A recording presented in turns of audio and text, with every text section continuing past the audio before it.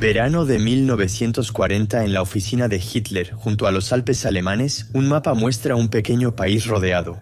Suiza. Tras la caída de Francia, Alemania domina Europa occidental. Suiza es un enclave neutral, aunque armado. En ese momento hay algo seguro. Si Hitler lo decide, Suiza puede ser invadida.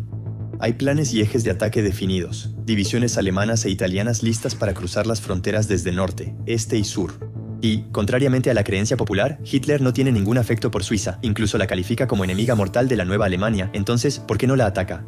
La respuesta no es sentimental ni ideológica, es militar, porque Suiza ha preparado algo único en Europa. Una estrategia que no busca ganar una guerra, sino hacer que cualquier invasión sea demasiado lenta, demasiado costosa, demasiado complicada. Puentes por explotar, túneles minados, caminos que pronto desaparecerán y tras esas fronteras una guarida. Los Alpes, cadena montañosa convertida en fortaleza, creados para bloquear y agotar a ejércitos. Entonces, ¿cómo lo hicieron? ¿Cómo este país en el centro de Europa convirtió su territorio en defensa?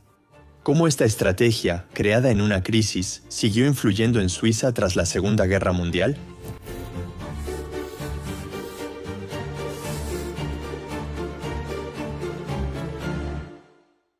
Para entender esta historia, primero hay que entender qué es Suiza.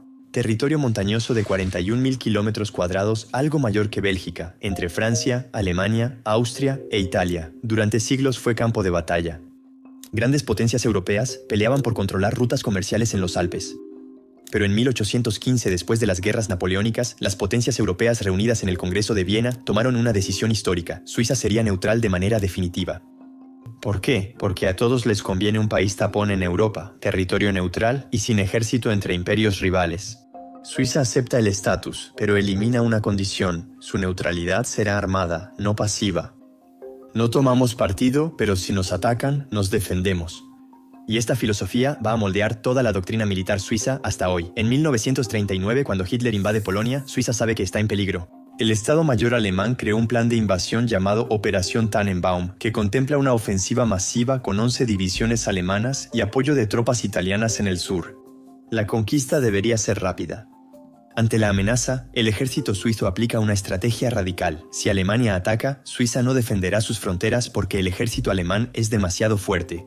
La idea es que la invasión sea tan costosa y larga que Hitler desista.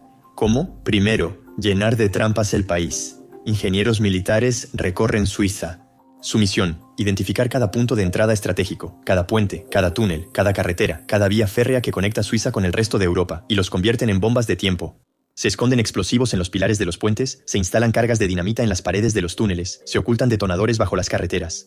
Todo está vinculado a mandos militares listos para detonar todo en minutos.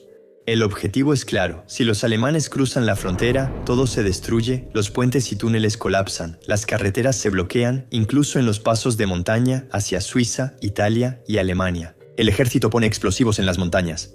Ante invasión, causarían avalanchas para bloquear pasos por semanas.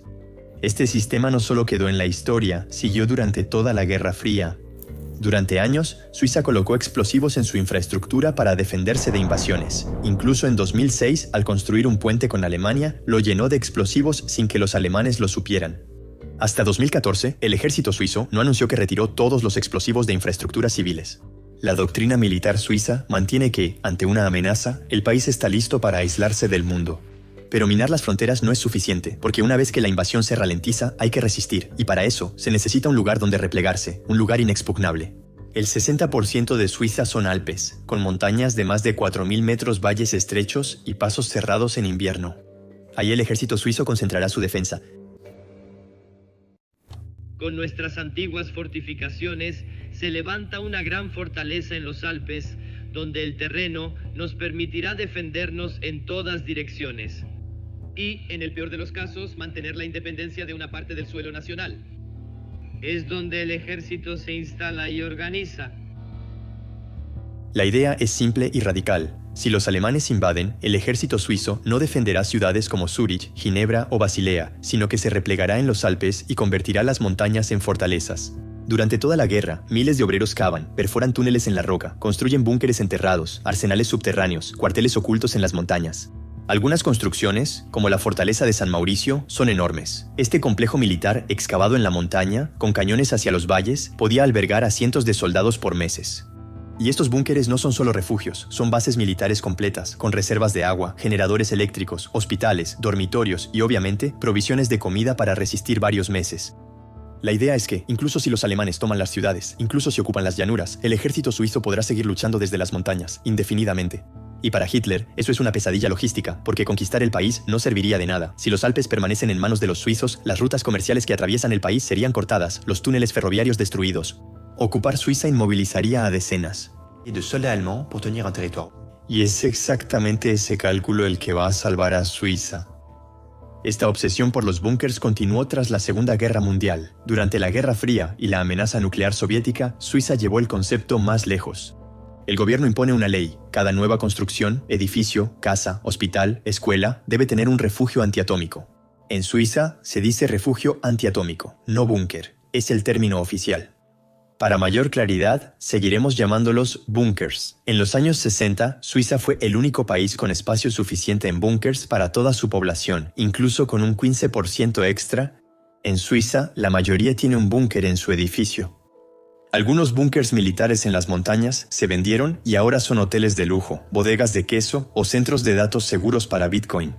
Pero la mayoría todavía están ahí, abandonados, escondidos en los Alpes. Y si haces senderismo en Suiza, todavía puedes encontrarlos. Puertas de acero oxidadas en la ladera de la montaña, incrustadas bajo las rocas, los vestigios de una época en la que Suiza se preparaba para resistir hasta el final.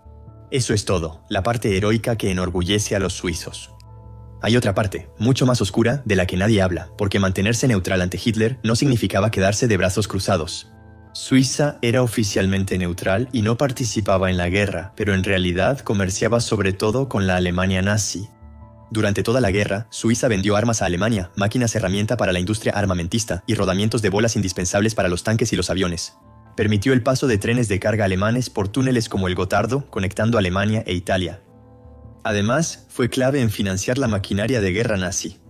Los bancos suizos recibieron oro robado por los nazis de bancos centrales de países ocupados y de víctimas del Holocausto. Ese oro se fundía y cambiaba por divisas que Alemania usó para financiar su esfuerzo bélico tras la guerra. Suiza argumentó que no tenía opción y que negarse habría causado una invasión inmediata tras revelarse estos hechos.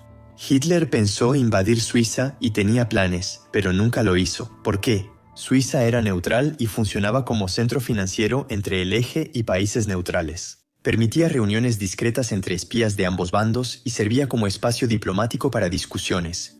Y sobre todo, invadir Suiza habría costado demasiado caro, demasiados soldados, demasiado tiempo, demasiados recursos. Para Hitler, Suiza era un compromiso aceptable, un pequeño país neutral que no amenazaba a nadie, pero que era útil. Ahí radica toda la complejidad de la neutralidad suiza durante la guerra.